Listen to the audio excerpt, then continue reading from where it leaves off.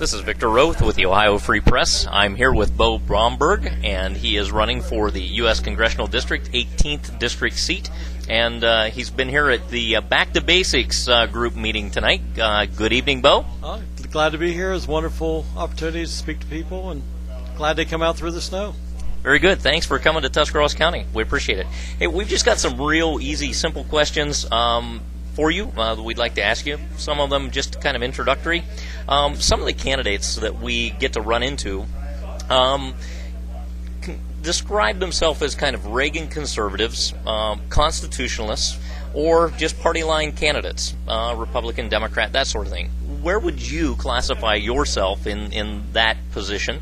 And tell us a little bit about why that's your stance.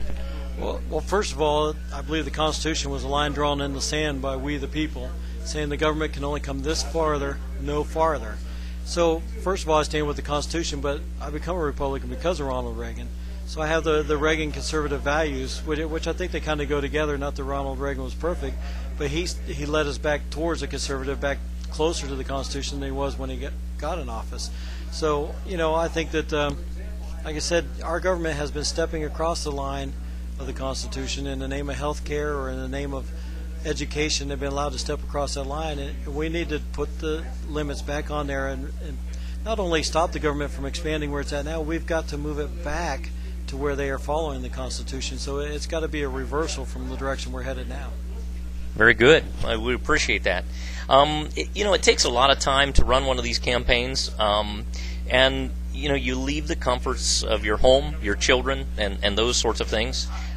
You're a family man that you've described tonight, obviously with children and a wife and those sorts of things. What drives you? What leads that passion? Why would you take on this task of running for a congressional seat here in Ohio? Well, the reason is that I'm tired of slow-bleeding Republicans. We see Obama and Pelosi gushing out our liberties, but we've been putting slow-bleeding Republicans in office before that because it's Republicans that have passed things like the No Child Left Behind, where the federal government takes your money and will not give it to your children's school unless the school teaches what the government dictates. I'm tired of Republicans letting our liberties bleed slowly. And I'm not even the candidate that's going to be a tourniquet to stop our liberties. If you want a candidate that's a tourniquet, there's wonderful candidates out there. But if you want a candidate with some bone marrow that will fight to restore our liberties back to the way they should be, back to the way they're lined in the Constitution, then I'm your candidate. Very good. On the last cycle, at one point in time after President Obama was elected, he was once asked, when does life begin? And many people were very surprised when he answered, that's above my pay grade. So my question to you is, I can only presume you had basic sex education in high school, okay? Can you answer that question? Well, talk about being above his pay grade. I think God is clear when life starts. Life starts at conception. The Bible says that I knew you while you were in your womb, so I believe that all life is sacred, and I believe that here in America we need to end abortion. We can no longer go along devaluing life and expect it not to cost us in the long run. And you can see how it's affecting our health care decisions, where we're wanting to devalue life for somebody that's over 60 years old. Let's cut them back. So we've got to protect life all the way from conception all the way to death. Very good. Appreciate that. There are many federal laws. They're too numerous for us to discuss, that's for sure.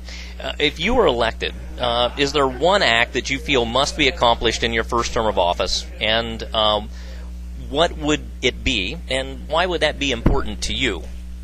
Well, I think the first act would be the sanctification of life. There's some bills out there that would put limits on abortion and would move us from being a free-for-all for abortions to limiting them, and I think that would be the first direction. If God gave us the rights of life, liberty, and pursuit of happiness, we've got to protect those first before we can protect anything else. So I think the life issue would be the first big issue. And during the health care debate, our Congressman Zach Space had the opportunity to vote to take abortion out, and he made a pro-death vote and voted to keep abortion in this. We've got to change. We can no longer be a country to where the guidance counselor can take your 14-year-old daughter down to the abortion clinic and have an abortion, but the nurse at the school cannot give them 2 aspirin. Very good. I found this stunning thing to me. There's a House Resolution number 257. It was introduced by Representative Sheila Jackson Lee of Texas.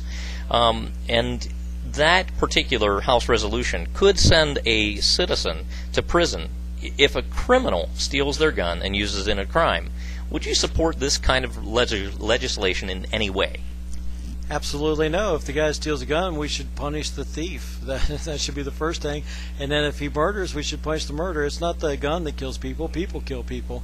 You know, I believe that our forefathers put the right to bear arms in there so that we, the people, would never have to be fearful of the federal government. So the federal government could never take our guns and control us. And that's what's being done by all this. And we have the right to bear arms so that we can keep the federal government under our jurisdiction. Very good. I got about 2 more questions. The Mexican government was claiming that American firearms are responsible for Mexico's drug wars and wants the U.S. government to ban millions of commonly owned semi-automatic firearms. Would you support or oppose a new federal ban on these semi-automatics? And why would it be necessary to you to support it one way or the other? Why would that be necessary? Well, that first of all, that sounds weird. That's American product going overseas. That's good in the trade wars, evidently. No, I would not support any federal regulations on arms. The Second Amendment is clear that we have the right to bear arms, and we're supposed to have a well-funded militia, and that's to keep the federal government from controlling the people. That's what I hear so many candidates talk about, supporting hunters and sportsmen, which I believe those people have the right to bear arms, but it goes so much deeper than that. And I don't believe we should have to have concealed carry permits. That's not registering guns, but that's registering people who use guns, which is just as bad, because when they want to take away the guns, then they know who has them. So if you look at countries around the world that they have gun control, Italy has gun control, and look, the mafia runs the streets. It doesn't keep the guns off the streets. It keeps the criminals running the streets. And you look at Switzerland, everybody there has to serve in the service, and then they get their guns and ammo when they get out, and everybody leaves them alone because everybody's got a gun. Very good. My last and final question is really, really simple for you. There are a lot of groups out there, like the one that you just addressed this evening, that maybe want to know more about you, your campaign, and what you stand for. How can they contact you? Do you have a website? And if so, we would just ask that you kind of spell that for people as they're listening via audio. Sure. Our website is Beau, that's the letter U, KNOW, BEAU.com. My name is spelled a little funny, BEAU. My mom wanted to name me Beauregard, but thank goodness my dad had trouble spelling that, so they decided to go with Beau Matthew. So, or you can email me at Beau Baumberg, BEAU. BROMBERG at yahoo.com, and or contact me through the website. Very good. This wraps up our interview with Beau Baumberg, running for the U.S. Congressional 18th seat, and this ends up the interview with Ohio Free Press.